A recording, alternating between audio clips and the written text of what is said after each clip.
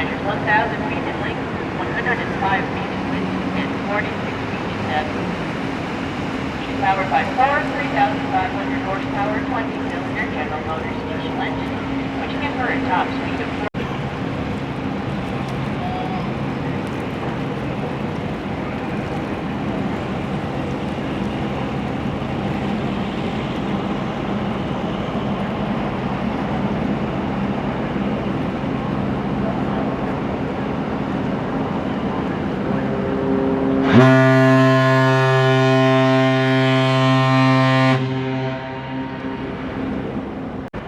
Now there's shipping ports all across North America, but few places have been able to capitalize on it with tourism like the city of Duluth has. You can see people line both sides of this waterway here as ships leave the shipping port here in Duluth and head back into the main lake here. Now they're going to go all the way through the Great Lakes on into Lake Superior.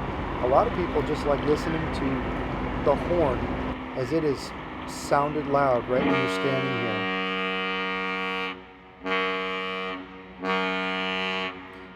Basically what that is the ship saying goodbye.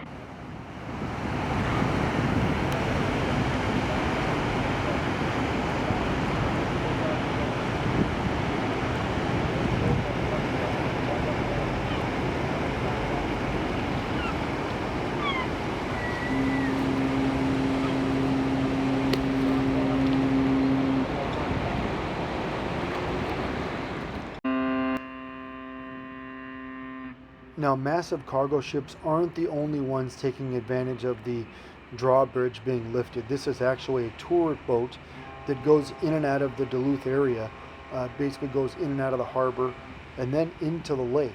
So whenever that drawbridge is raised, you know, private sailboats, private boats, and tour boats like this take advantage and come through this system as well. Now, normally, you'll see later in the video, it goes right down to a road. But when it's raised, it allows access for all these boats to leave this Duluth shipping port area and head out into the main lake. Well, if you've never been to Duluth before, this is one thing that has to be on your list. Watching ships come in is pretty incredible. You know, they come all the way from the Atlantic Ocean, all the way through the Great Lakes right in here to Duluth, and you can actually find a schedule online and everything, but it's one of the most important things you can do here, and tourists seem to love it.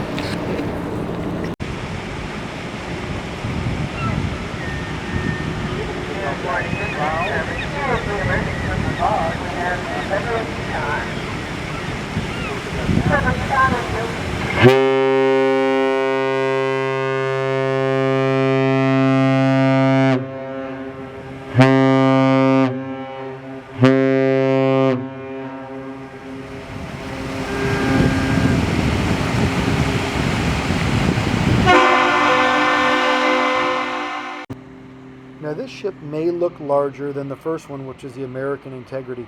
This is an international ship known as the Federal Yukon. It's another cargo ship. This one is actually coming into port after coming through the Great Lakes system and ultimately came from the Atlantic Ocean through the St. Lawrence Seaway. Now, this boat was actually built in 2000 and it's got cargo in it. This is only 656 feet by 79 feet. But still, it looks like a massive ship coming through here, partially because of its colors. But boy, the amount of people that line the streets to watch these ships come into Duluth is pretty impressive.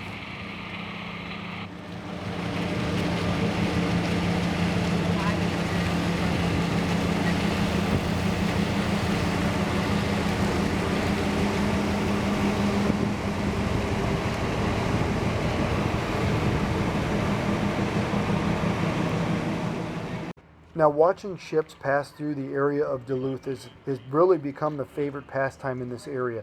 Technically, this is known as the Duluth Aerial Lift Bridge, and it's located in the greater Canal Park area. Now, we're on the side of the waterway opposite of Canal Park right now, simply because, one, we stayed at the Fairfield Inn, which is on that side of the waterway, and two, as you continue to watch that bridge go down, it's also the place that is less crowded. Across the way can be wall-to-wall people from basically the lighthouse all the way to this aerial lift bridge. This is definitely the most iconic part of the city. It is the landmark. It is what they've basically built tourism around in this area. And you see that drawbridge still going down. It's going to come all the way down and it's going to set right on the bottom there where vehicles are able to move again. Now, when you have two ships come through back to back like they are right here, you could have traffic stop for 45 minutes. It could be miles backed up. That's just part of being in Duluth. People walk these waterways and they look forward to different ships coming in and out of port every day. Now remember, they're coming out of Lake Superior right now. Okay, they do come through Lake Huron. They do come through Lake Ontario Prior, Lake Erie, places like that. But this is Lake Superior and the end of the route for ships.